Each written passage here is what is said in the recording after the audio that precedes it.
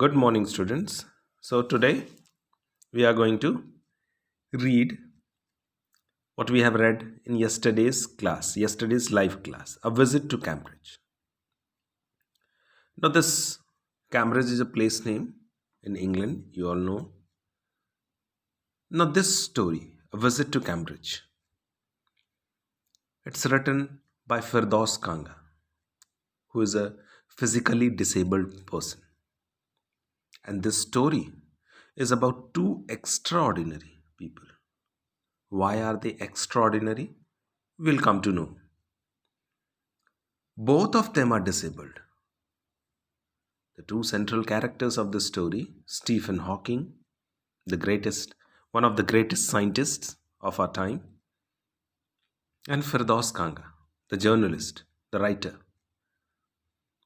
is also physically disabled. So they both are differently able, as we say now. Stephen Hawking is one of the greatest scientists of our time.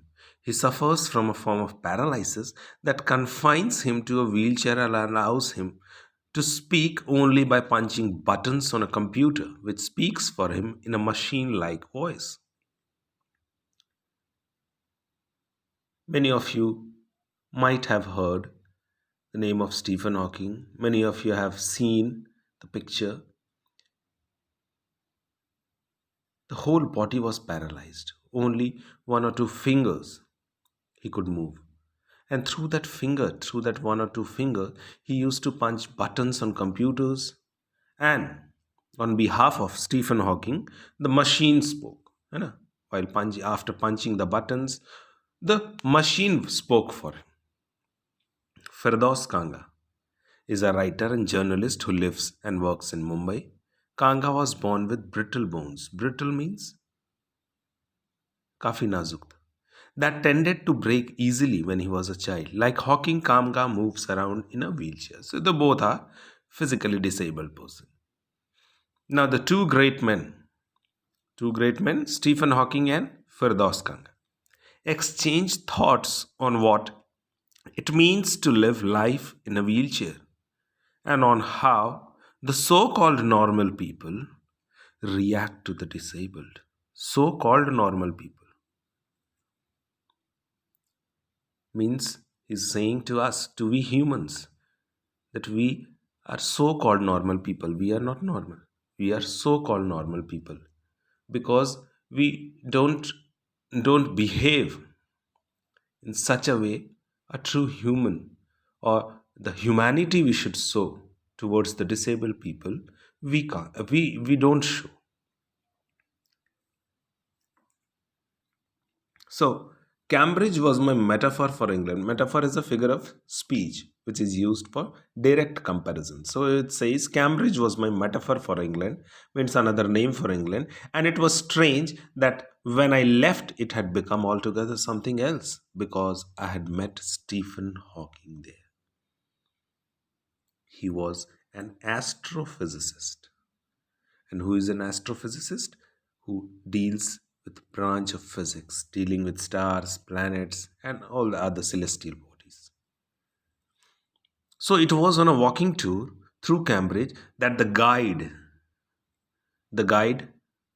of Firdaus Kanga mentioned that Stephen Hawking, poor man who is quite disabled now, though he is a worthy successor of Isaac Newton. Isaac Newton was also a very great scientist who gave the law of motion, whose chair he has at the university. So, being a successor of Isaac Newton, and though Stephen Hawking is fully paralyzed, it's a great deed.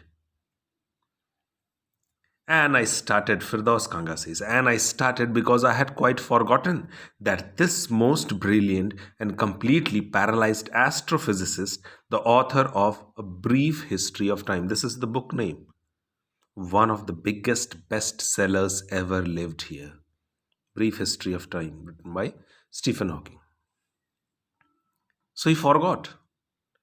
When guide mentioned, then he remembered. When the walking tour was done, I rushed to a phone booth and almost tearing the cord so it could reach me outside phoned Stephen Hawking's house. So after the walking tour with the guide, he rushed to a phone booth and he was in so much of hurry. He says almost tearing the cord of the phone. Phoned Stephen Hawking's house. And there was his assistant on the line. And I told him that I had come in a wheelchair from India. Perhaps he thought I had propelled myself all the way to write about my travels in Britain. I had to see Professor Hawking. So he's requesting the assistant of Stephen Hawking that please let me meet Professor Hawking. Even for 10 minutes would do. कम से कम 10 minute के लिए भी मुझे मिलवा दीजिए. Even for 10 minutes. But to his surprise, half an hour was given. Half an hour, he said, from 3:30 to 4. So the time was given. 3:30 से 4 बजे तक. 3:30 to 4. The time was given, half an hour to meet Stephen Hawking.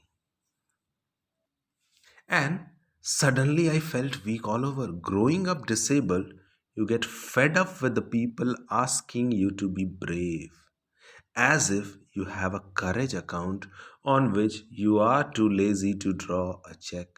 Listen these, pay attention in these lines. What Firdaus Kanga is saying, that growing up disabled, you get fed up with the people.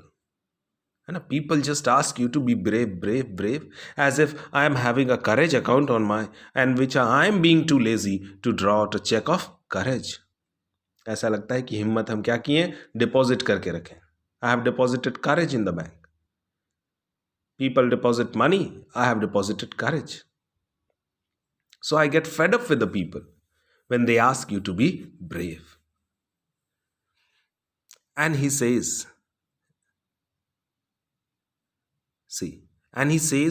the only thing that makes you stronger is seeing somebody like you achieving something huge. And the next day, the time was given, he's going to meet somebody like him, Stephen Hawking. The whole body was paralyzed, though Firdaus Kanga was not fully paralyzed.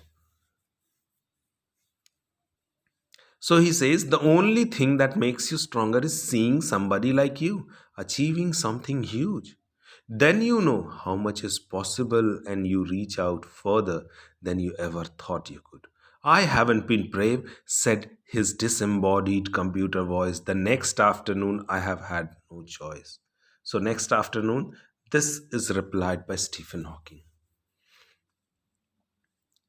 I haven't been brave, said his disembodied computer voice, because Stephen Hawking couldn't speak. Who spoke for him? That computer. Stephen Hawking used to punch buttons on his machine-like, computer-like machines in his wheelchair, and when he punched those buttons, the computer spoke for him. Surely, I wanted to say, living creatively with the reality of his disintegrating body was a choice. But I kept quiet because I felt guilty every time I spoke to him, forcing him to respond. He was feeling, Firdaus Kanga felt guilty for Stephen Hawking. How much of effort he had to make to speak a single sentence. एक sentence बोलने के लिए उसको कितना effort लगाना पड़ता था. When Firdaus Kanga saw, he felt guilty for him. And there he was, tapping at the little switch in his hand, trying to find the words on his computer with the only bit of movement left to him, his long, pale fingers. He was searching for those words because he couldn't speak. Every so often, his eyes would shut in frustrated exhaustion, and sitting opposite him, I could feel his anguish. I could feel the pain. Firdaus Kanga is saying, I could feel the pain.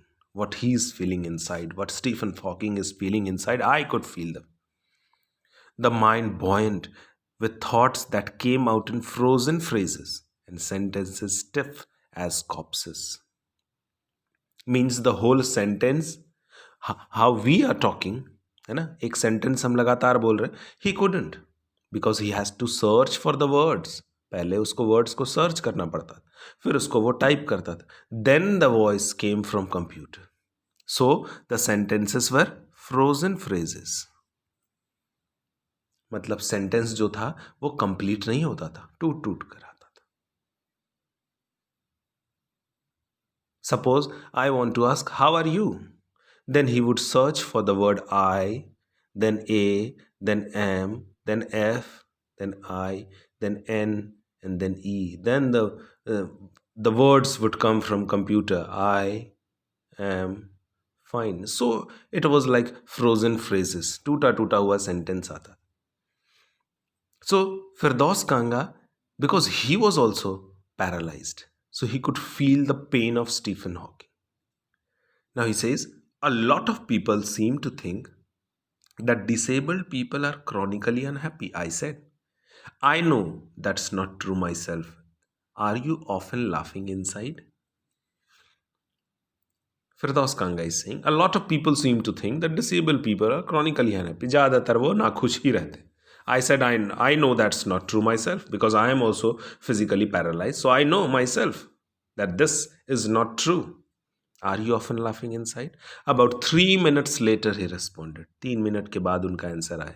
What he would be doing in these 3 minutes? He would be searching for the words, typing those words. I find it amusing when people patronize me. And when people take sponsorship of him, then he feel very bad. And do you find it annoying when someone like me comes and disturbs you in your work? The answer flashed, yes. Huh? When Firdaus Kanga asked, and do you find it annoying when someone like me comes and disturbs you in your work? Answer flashed, yes. And then he smiled his one-way smile, and I knew, without being sentimental or silly, that I was looking at one of the most beautiful men in the world. Without being sentimental or silly. I am not being sentimental or emotional that he is physically paralyzed, so I am saying this. No. He was actually looking at one of the most beautiful men in the world. A first glimpse, पहली झलक जो होता है ना, the first glimpse of him is shocking because he is like a still photograph. The whole body couldn't move.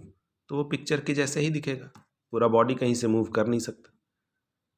As if those pictures of him in magazines and newspapers, जो हम magazines और newspaper में देखे थे, वही picture तो लग रहा है अभी यहाँ सामने पिक्चर रखा हुआ, but that is in 3 dimensional. Those picture in magazines and newspapers have turned 3 dimensionals. Then you see the head twisted sideways into a slump, the torso shrunk inside the pale blue shirt, the wasted legs.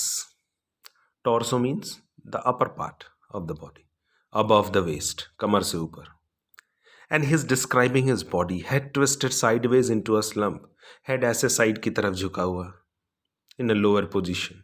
The torso shrunk inside the pale blue shirt, the blue shirt that is wearing. The upper part of the body लग रहा है कि ऐसे वो घुस गया उस shirt में. And the wasted legs. Why the wasted legs? Because it is of no use. उसका कोई काम ही नहीं है पैर का. So he's saying it's wasted legs. Wasted legs. You look at his eyes, which can speak still, and they are saying something huge and urgent. It is hard to tell what. So he wanted to say something, but he couldn't. By looking in his eyes, you can just imagine that he wanted to say something, but he couldn't. But you are shaken because you have seen something you never thought could be seen. He's surprised. Firdaus Kanga is very much happy. He's shaken because he has never thought of meeting Stephen Hawking. Now pay in this paragraph very carefully. How beautifully Firdaus Kanga has written here.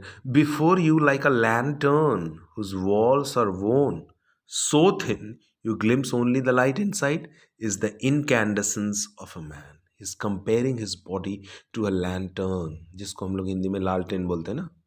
The outer glass, the outer glass is so thin that we could easily see those light inside, see that light inside, वो जो जलता है उसको हम लोग clearly देख सकते हैं.